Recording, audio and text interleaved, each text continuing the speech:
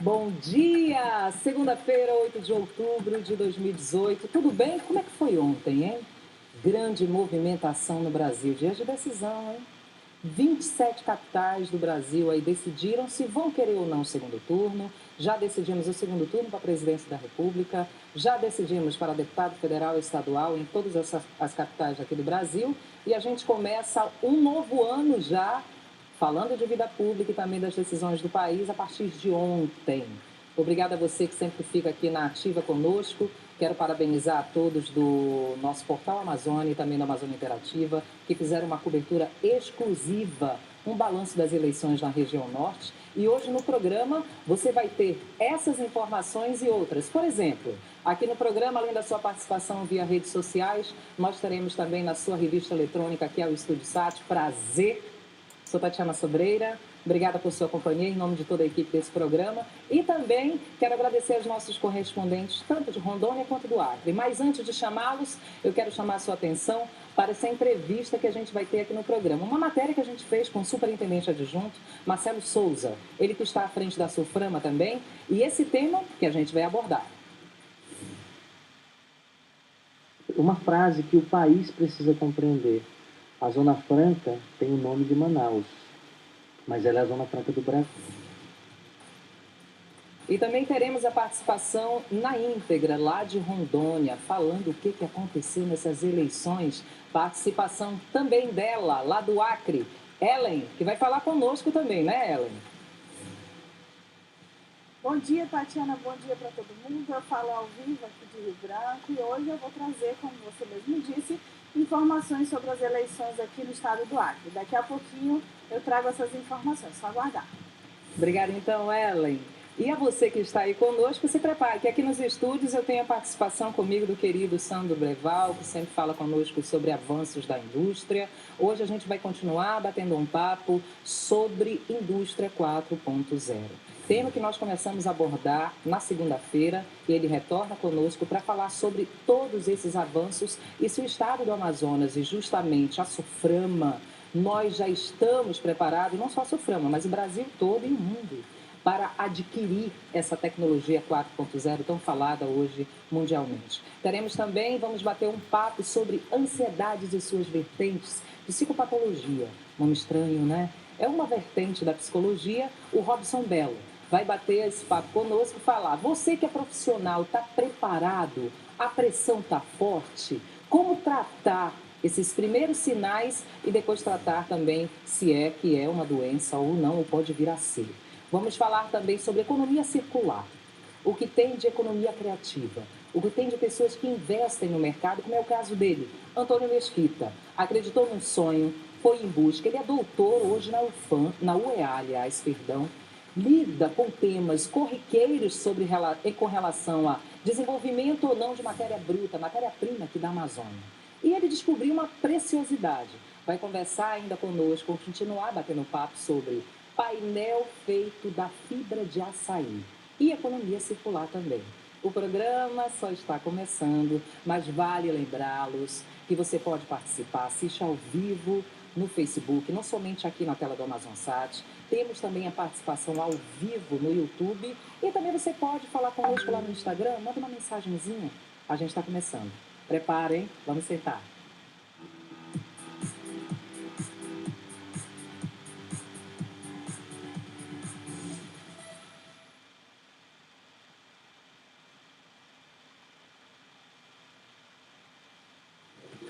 Muito bem, já estou de volta com você. O programa já está no ar, olha só. Mas o meu querido Josemar, que é o nosso produtor do programa, está colocando as formas que você tem que participar. Sandro já está aqui comigo. Bom dia, Sandro. Bem? Bom dia. Tudo jóia, querido? Tudo bem. Já sabe como participar aqui do programa das redes sociais, não? Não dá não. Esse papo que a gente vai bater aqui com o Sandro, ele também vai falar conosco e lá nas redes sociais você pode enviar perguntas onde você estiver no Brasil. Você conversa com a gente, conversa com ele.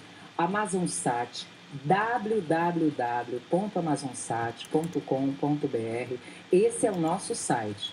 No nosso Facebook a gente está na íntegra para você também. além do ao vivo no YouTube. Se você preferir, Tati, eu não tenho internet aqui na minha cidade. Simples. Avenida André Araújo, 1555, Rede Amazônica, aos cuidados de Amazonsat, programa Estúdio Sat, o CEP 69060-00, é onde você vai conversar conosco. Manaus, Amazonas, hein? Repetir, André Araújo, 1555, CEP 69060, Manaus, Amazonas, aos cuidados Rede Amazônica, Amazonsat, Estúdio Sat. Combinado, então? Envia foto, envia cartinha, a gente conversa também. Comunicação nunca é pouca, unindo distâncias. Sandro, bem-vindo. Indústria 4.0. Eu acho que eu solto antes a matéria ou a gente bate logo o papo com o Sandro? Vamos logo? Tem como colocar aqui na interna também para a gente ouvir o que o superintendente conversou conosco, superintendente adjunto. Antes de entrar no mérito da questão aqui com o Sandro, o superintendente adjunto, serve até como base também para dar o gancho dessa nossa entrevista. Vamos lá.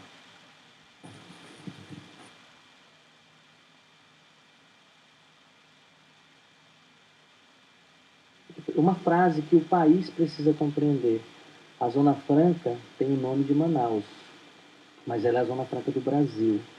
Está mais do que comprovado pelos números que nós processamos dentro da Superintendência da Zona Franca de Manaus, por meio do internamento de insumos de produção, que eles não são, na sua maior parte, eles não são da região amazônica, eles vêm do Brasil. A partir dessa geração de insumo que vem de outras regiões do país, nós internamos mais de 31 bilhões em insumos de produção na Amazônia Ocidental. Amazonas, Rondônia, Roraima, Acre e Amapá. E a partir disso, outros empregos são gerados fora da área de atuação da Superintendência da Zona Franca de Manaus. Portanto, aquela máxima de que nós consumimos recursos do país, ela não é verdadeira. Ela não leva em consideração variáveis importantes como a geração de empregos fora da Amazônia e fora do modelo Zona Franca de Manaus. A Organização Mundial do Comércio, nos últimos contenciosos que ocorreram, principalmente em relação à questão de competitividade industrial, em nenhum momento eles colocaram a Zona Franca de Manaus como um modelo a ser derrubado. Pelo contrário, colocaram a Zona Franca de Manaus como um modelo a ser mantido, porque este modelo ele gera resultados sociais, econômicos e ambientais. Nos últimos 10 anos, a renúncia fiscal brasileira, ela quase que duplicou. Brasil, estou falando de nação, quase que duplicou. Enquanto que a renúncia da Zona Franca de Manaus caiu pela metade. Em 2008, a renúncia fiscal brasileira, 16% estava na Zona Franca de Manaus. Quando eu falo Zona Franca, lembrando os 5 estados. No ano de 2018 está em 24 bilhões, que só representa 8% de toda a renúncia fiscal do Brasil. Significa que 91%, 92% de toda a renúncia fiscal brasileira não está na Zona Franca. Doutor, você estava falando da indústria 4.0. Nesse momento a gente está nos estúdios com uma pessoa que está falando sobre essa automação. Até brincando porque todas as instituições, quando lançam qualquer palestra ou alguns órgãos, eles falam, palestra 4.0, fazendo uma citação do que é a indústria 4.0, que é essa automação, a substituição do material humano pela automação mesmo das empresas, e está mudando o perfil, o senhor fala em qualificação. O perfil do trabalhador, agora estão sendo criadas outras áreas para poder atender a própria indústria. Já estamos preparados dentro dos grandes centros, universidades, aqui em Manaus, para atender essa realidade, para abastecer a indústria daqui? Creio que sim, isso vai demandar um certo tempo, porque precisa se formar essa mão de obra. Por exemplo, a Supran fez parte do grupo de trabalho para a indústria 4.0, que é a política que vai tratar do horizonte 4.0 no país inteiro, para todas as áreas, não apenas para a indústria, mas para serviço, para comércio, para tudo. A Supran fez parte e uma das atenções que foram dadas nesse grupo de trabalho foi a necessidade de capacitar a atual mão de obra. Esta mão de obra economicamente ativa, que precisa ser qualificada para que o impacto seja menor. a SUFRAMA saiu na frente.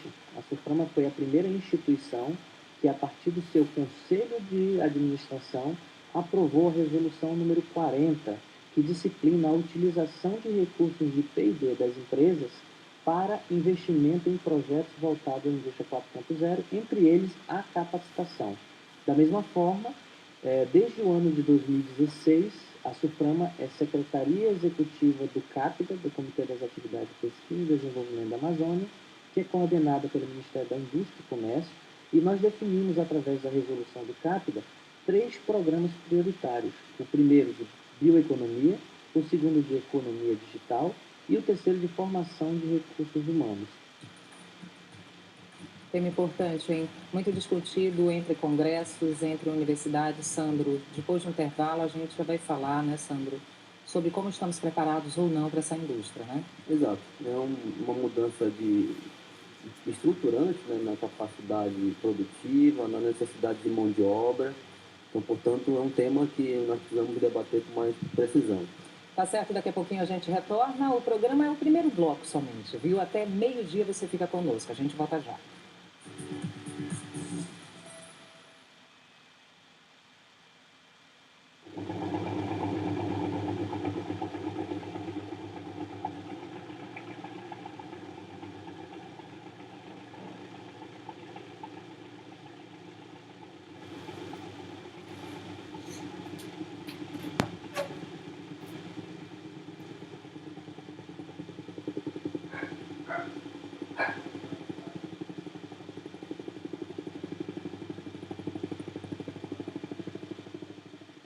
Sabe o que essas crianças vão ser quando crescer?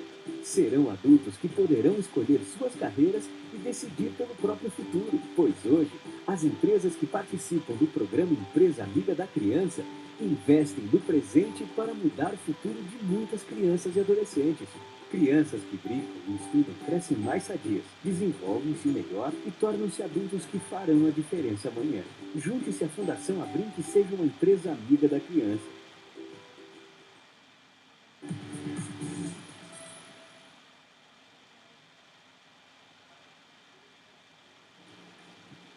Já de volta, viu? Como nem doeu?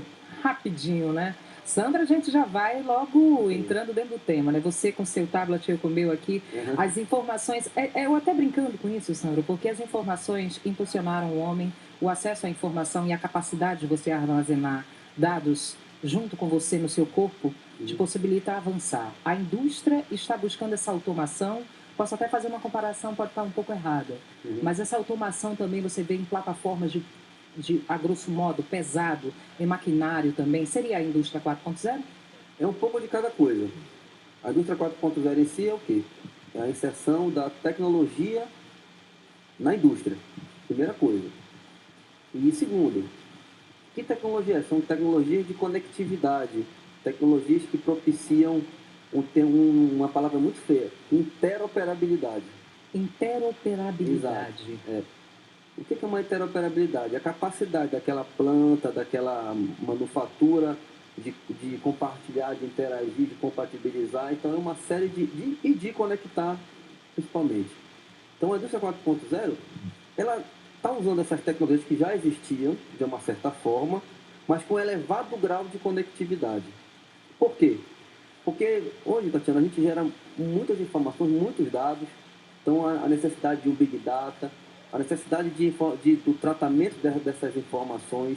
Beneficiado pela globalização, essa busca frenética do homem de conectar mais o mundo, de fazer com que esses produtos tenham acesso em um campo maior, Sandro? Sim, e sobretudo tirar as fronteiras, né? Hoje, até brincava com os colegas na questão de pensar fora da caixa. Eu acho que não existe mais a caixa, não existe mais fronteiras. Então, bom...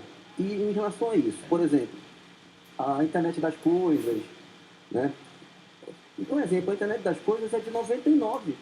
É uma tecnologia de 99, criada lá no MIT, pelo Kevin Ashton. 99. Só que está sendo utilizada agora com o viés da conectividade, entende? Então, essas tecnologias implantadas na indústria que estão dando esse tema. Como eu comentava contigo, esse termo veio lá da Alemanha, né? Da indústria 4.0. Temos planos 10 planos de ação do governo alemão, e um deles chamava-se Indústria 4.0. Que acabou virando e sendo adotado. O slogan e etc. Mas, por exemplo, na França tem uma iniciativa muito grande, lá, La Nouvelle Industrielle, abrange 34 setores, enfim. No mundo todo está tendo movimentações em relação a isso. A inserção pesada, entre aspas, da tecnologia de conectividade na indústria. E aí não existe um retrocesso, é daí para frente. Porque, por exemplo, a gente pegar a terceira revolução industrial, que já tinha tecnologia na área industrial, mas gerava pouca informação, era meio muito passivo, sabe? A gente não tinha como uma interação, um compartilhamento. Hoje não. Aquilo que em 69 se tinha apenas um sentido, hoje tem diversos. Então, essa mudança, essa transversalidade, essa interoperabilidade que nós estamos vivendo e estamos vivenciando. Nós estamos um pouco atrasados. Então, estamos ainda engateando aqui no estado do Amazonas e na região do Brasil. A América Latina, de modo geral, também está passando. Mas os estudiosos como vocês, de dentro de universidade e de dentro de grande polo fabril no país, já estão preocupados com isso, já estão implementando várias ações, né? Sim. Algumas empresas, até recentemente eu vi uma pesquisa da CNI que está mostrando isso, alguns investimentos, algumas áreas, algumas tecnologias. Então, eu acredito que são passos. De fato, algumas indústrias vão sofrer mais com isso, esse é o ponto, porque quando você coloca tecnologia, Tatiana, eu posso ter um projetista na Alemanha, fábrica em qualquer lugar do mundo. Você fala do material humano, né? E detalhe, as vantagens comparativas tributárias, por exemplo, que alguns estados oferecem para a implantação das suas indústrias, mas como também, por exemplo, na questão da Ásia, a mão de obra barata, isso fica em segundo plano, considerando que eu tenho uma conectividade total. Então, entende? Até o perfil das próprias empresas em trabalhar com material humano para poder a demanda de fabricação, ele já vai acabar... Muda completamente. Não é negócio, então, vir para um país onde ele te dá um incentivo tributário, a carga tributária é lá embaixo. Não, para poder você... Como ele usa um determinado nível de automação, ele pode manter toda a sua área de design e projeto num país e fabricar em outro, ou até mesmo no seu país. O que está acontecendo é uma migração também daquilo que se foi para os países asiáticos buscando mão de obra, está tendo uma volta, né? Eu acho que o superintendente foi muito feliz quando ele colocou uma questão. O nosso modelo, e talvez até o Mesquita depois vai falar alguma coisa sobre isso, o nosso modelo ele é econômico, social e ambiental. A gente tem que vender esse viés mesmo de negócio, vantagem competitiva, claro. Essa vantagem competitiva quanto a isso. Mas agora, então assim, só para não perder esse raciocínio teu. Então, cada vez mais os países vão criar expertises daquele produto, da matéria-prima deles próprios. Nós temos aqui um viés ambiental gigantesco. Exato. Então, por exemplo, qual vai ser a nossa vantagem competitiva? Nós temos que buscar. Talvez não seja mais na questão tributária, talvez não seja mais na mão de obra, entende? A indústria 4.0... E sim do produto. Exato. Insere esse produto dentro. Exatamente. A indústria 4.0 vai permitir, está permitindo esse repensar. No instante em que, por exemplo... Você reduz custo de produção para a indústria 4.0. Estudos já dizem, em torno de 25%, isso é muita coisa. De manutenção, quase, a gente já tem visto 30%. Olha os números, são números gigantescos para a indústria, né? Dá um exemplo da Mercedes-Benz, por exemplo, eles usam realidade aumentada. Eles verificam o seguinte, olha, se eu fizer isso nesse motor, o que acontece? Antigamente eles tinham que testar o motor. Olha o custo que tinha. Hoje não, eles simulam isso. Então, ou seja, é um momento... Agora, essa questão que o pessoal está dizendo quanto à mão de obra, eu acho que é exatamente uma requalificação, como o próprio Marcelo colocou. Acho que vai haver uma requalificação, mas nós temos que buscar uma nova vantagem competitiva, na minha opinião. Nosso modelo Onde você vê isso, Sandro, nessa vantagem competitiva? Eu vejo na questão da bioeconomia, da economia circular. Como ele havia falado, a bioeconomia lá. Nós inserimos o conceito da indústria 4.0 nesse viés novo, né, buscando uma nova vantagem competitiva, na minha opinião, e a opinião de alguns colegas que a gente tem feito algumas pesquisas, a gente se reposiciona melhor.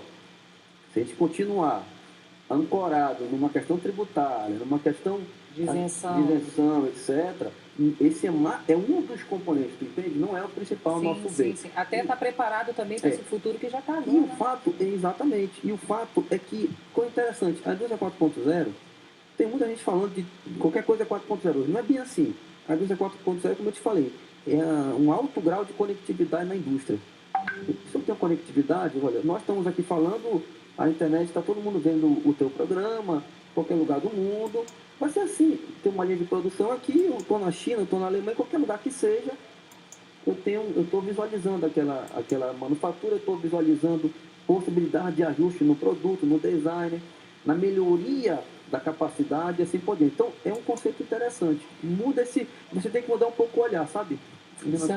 O Sandro sempre vai estar conosco falando sobre avanços de indústria, falando sobre assuntos que são relevantes dentro da academia, para trazer para a realidade amazônica, para poder ficar conectado com o restante do mundo. Sandro, te agradeço. Obrigado. Dessa vez, segunda já, né? Foi Indústria 4.0, que é um assunto que a gente sempre vai tratar aqui e se coloca aqui à disposição, não somente o programa, mas o próprio telespectador que quer saber muito mais sobre indústria. A gente está indo agora, no mês de outubro, fazer exatamente uma pesquisa numa fábrica de São Bernardo do Campo, eu mais um colega da UFAM. A gente acredita que nossa pesquisa vai trazer um modelo de maturidade, que vai poder avançar nisso aí. E a gente vai... Você está indo quando? Agora em outubro. Final do mês de outubro, né? Mesmo você estando lá e conosco aqui no programa, a gente entra via Skype e você explica. Tá bom? Tá bem. Obrigada. Daqui a pouquinho a gente retorna com você, porque eu vou conversar também sobre comportamento, ansiedade, além de tecnologias, de pessoas que adotaram tecnologias e começaram a mudar a vida, como é o caso da placa de fibra de açaí. E também, daqui a pouco, informações sobre o Acre e Rondônia. Volto já.